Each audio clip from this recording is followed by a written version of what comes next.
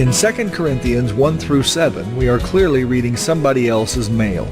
Remember, according to Paul's own words, this is now at least the fourth letter he has written to them. So now he writes about very immediate issues that both he and they understood, and which we don't, except for what we glean from this letter.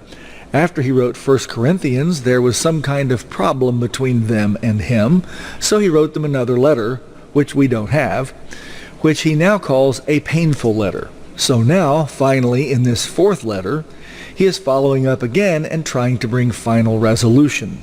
It is very interesting to read chapters 1 to 7 because they fall out very naturally into three very clear parts. Parts 1 and 3 talk about the same very personal issues.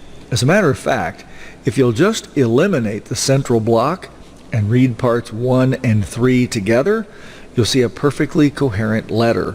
It is all about Titus and the whole painful letter, and it addresses the matter of their repentance and forgiveness and of affliction versus encouragement. So here now is the issue. Paul and the Corinthians have had an escalating problem between them, and because of it, he has suffered great affliction and anguish. He wants them to understand him and the letters he has sent them, that he loves them, and that he wants them to be proud of him and to stand by him.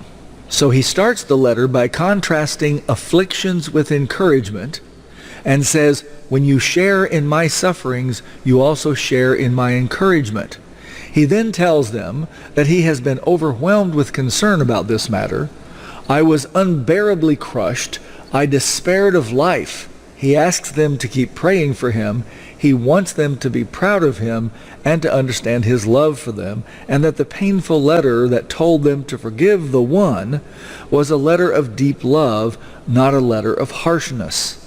Paul was so bothered by this whole thing that when he arrived in Troas, he passed up an open door for preaching the gospel, choosing instead to chase down Titus in Macedonia to find out how the Corinthians were. He essentially says, I didn't rest till I found him. At that point, he starts talking about encouragement again, just like at the very beginning of the letter. And just as he told them, I want you to be proud of me in 1:14, he ends chapter 7 with, both Titus and I have bragged on you, and I'm proud of you. Next week, we'll look at the central block of these chapters.